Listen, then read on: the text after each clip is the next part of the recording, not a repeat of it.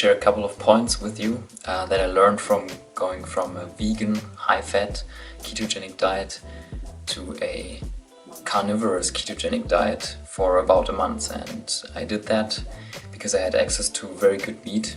I was able to work on a cattle farm for months in Denmark, and so I was able to get my hands on very good quality meat, and I said, okay, I'm already on this ketogenic vegan diet, I was going to try eating this ketogenic carnivorous diet because I heard about it on the internet. There are other people with like digestive issues trying it, and so I was thinking, okay, you can only learn from experiments and see how different foods affect your body, and it's always interesting to learn new stuff. So I tried it, and here are a couple of points of my experience, and we will get right into it. So for those of you who don't know, my background in this health journey starts with my diagnosis 10 years ago of Crohn's and colitis, where basically for the first 1 or 2 years I was on medication and tried to fix it that way, but I quickly realized, okay, it's something in my food that is definitely affecting this condition, and so I basically spent the last 10 years researching health and nutrition and what influences our digestive tract, and tried out a lot of different things. And so this is all how this started. And the last 8 years basically I ate 99% vegan whole foods diet, maybe not 99% whole foods, because I also had some processed carbs, some oils and some foods and so forth. And so the first thing that I want to mention about this carnivorous diet is that I was totally surprised about the effect that the total lack of fiber had on my digestion. Whenever in the past I was reducing my fiber intake while still keeping my carbohydrate intake high, I was getting constipated, and so I was thinking, okay, this is just a thing. The less fiber you eat, the more constipated you will become. But basically on this carnivorous diet, this really wasn't the case, and this is also in line with what other people tell you that have tried this carnivorous diet. Whenever you take out all the carbohydrates and you eat only like the protein and the fats from the animal meats, then something changes, and your gut microbiome obviously changes rapidly and very profoundly. And the change is so that the bacteria still have something to eat. They eat maybe the ligaments or something that's undigested, but in fact you will have stools. They are much smaller, but they are also comprised of bacterial residue, and so they are not very they're not hard, they are soft and easy to pass. And this was a surprise to me. Nothing bad there. And the positive thing actually is that when you don't have fiber and you have one of these conditions where you tend to get an inflamed gut from many different things you might react to in your diet, then the total lack of fiber actually gives your colon a rest. Like there's nothing in there you can feel that kind of feels like scraping those inflamed areas, which might at first give you a relief, but I will come later to why I think this is not a good long-term strategy. And so at first I didn't have any problems. I didn't get any more gut inflammation. It was all very calm, very good so far. But then I had also problems during some of the meals. They were so small, like the volume when you come from this whole foods plant-based diet, you are used to eat large amounts, and totally till you are satisfied you get this very clear signal in your head, okay, I'm full and I can stop, and I still haven't eaten too many calories. But on this diet you really have to adjust to eating small portions, and I found that when I exercised and then I came back and was very hungry, I expended a lot of calories and I needed to eat a lot, I was quickly eating too much fat in one meal, and that made me very nauseous, and you have to be very careful. And even though I told you I was eating a high-fat diet before, the animal fats digest completely different, and they made me very nauseated at many instances. And I mean, it's very, very easy to overeat fat. You have a small 100-gram portion of animal fat, and that's 900 calories. You eat 150 grams of that, and you have over 1,400 calories or what, and then that's a lot of liquid fat in your stomach, and it's hard to digest that all at once. And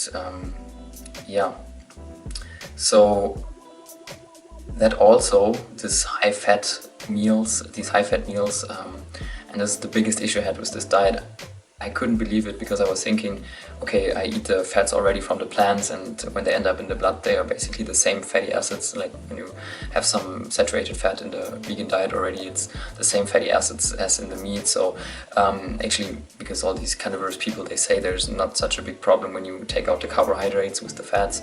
And so I thought, okay, let's try it, maybe it's not a problem, but it really gave me chest pain. And there's something to this theory that too much fat in the blood, at least at once in one meal, will make your blood thicker and impair the ability of your arteries to dilate. And this really became apparent to me, because it was not just a one-time incident, but it happened very regularly after a meal, that for hours and hours I was having this chest pain, and I could feel my heart beating faster and harder, and my blood pressure increase. Very, very uncomfortable and very, very unhealthy, I think, and yeah, not a good place to be in as your constant diet. So yeah, next thing is that the meals, this ties into something I mentioned earlier, they leave you very full, kind of on the brink of nauseated, at least for me, and you definitely know, okay, you cannot eat more, but it's not this really satisfied feeling of, okay, I had all the nutrients I need.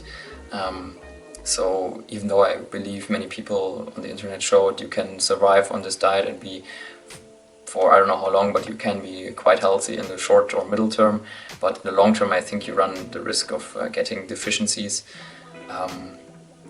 Yeah, this is just apparent to me, like just how I feel after a meal, there's something missing. And then I got a blood test done, like after the 4 or 5 weeks on this diet, and this was one of the most shocking parts to me. My cholesterol, my total cholesterol was over 300, and by the way, I will link a blog post in the description below where you can also see my blood test results. So total cholesterol over 300, LDL cholesterol over 200, and okay, HDL was also quite high, but I think total cholesterol is here the most important blood marker for your cardiovascular disease risk, and this is crazy high. Maybe it has something to do with me coming from a high fiber diet before, and my body is used to like just losing a lot of cholesterol because it's getting bound up with the fiber in the gut, and then this might have come down in the future if I continued with this diet for longer, who knows. But this is definitely a point, one of the reasons why I definitely don't continue with this diet. It's just too risky. So triglycerides were also high. This might have been to do with that I cycled before I did the blood test to the doctor's office for like 15 minutes, and maybe this exercise just increases your fat in the blood, because your body does this, I guess, to prepare for the exercise. Yeah, but still not a good combination. My inflammation markers also were not that low, they were on the higher end, the CRP value of what is considered to be normal, which might have something to do with some lingering inflammation in my gut from the Crohn's, who knows, but it could also have been related to the chest pain and some inflammation in the arteries already from 4 weeks of eating this diet. So yeah, these are the points. And then in general for ketosis really makes me feel calm, but I had this also on the plant-based ketogenic diet, but I have to say being in ketosis also makes me less motivated. It's like, yeah, you're very calm, you're kind of, your basic feeling is happiness, but this also gave me the feeling like, okay, there's nothing I should do or go to achieve, and for some people this can be what they want. Maybe for meditation it's great, and in general to have a very relaxed and easy lifestyle, but I found like this great energy boost I get from carbohydrates, and especially the sustained energy from like lentils and these whole food carbohydrates I was missing after some time on the ketogenic diet. Yeah, and so this means I will definitely go back to a whole foods plant-based diet, and I will make it even stricter than I have been before. I will follow the Esselstyn plan with like no oils, no sugar and minimal salt added, and focus on the veggies again, on all the legumes, on the grains, limit the grains for me, and but still eat them. And I will have like things like pumpkin and potatoes and this stuff. And I started this diet again after I ate this carnivorous diet for 4 to 5 weeks. I did a 1 week water fast, and this really helped me, I think, clear out all of these animal residues, and the fat from the muscle tissue made me more insulin sensitive again. So now I started eating carbohydrates again, and I have to say, going back to carbohydrates after a long time, eating a ketogenic diet is also has to be done slowly, because you are not very insulin sensitive. You're insulin sensitive to small portions, but like really switching your whole metabolism back to a high degree of carbohydrate intake will take some while until all your tissues switch back to using glucose very efficiently. Just as when I went ketogenic, that all the cells had to switch from using glucose to using fats as their primary fuel source. So, but after now, I've eaten for 5 days after my water fast, and I can already feel like I can process the carbohydrates and everything much better. And yeah, so, and the number one benefit of this fast, 7-day fast, was that it really reset my my taste buds. Before I was putting a lot of salt on everything, and I couldn't eat anything without a lot of salt because I was just chasing the salty taste. And now after the 7-day water fast, which is not very long, I think everybody can easily do it, and then you have your taste buds and expectations very reset to a baseline that would otherwise take you probably months on a low salt diet to achieve. And so this is a very, very good start to any new diet, especially this low salt, no sugar, no oil diet that Esselstyn recommends.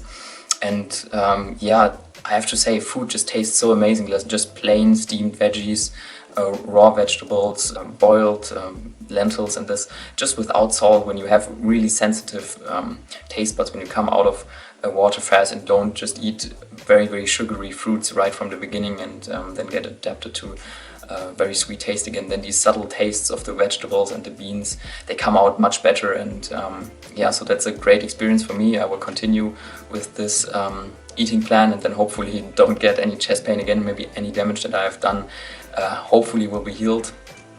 Yeah, that's my take on the carnivorous diet. Short experiment, but showed me a lot and showed me enough. Probably never to try it again. So see you in the next video.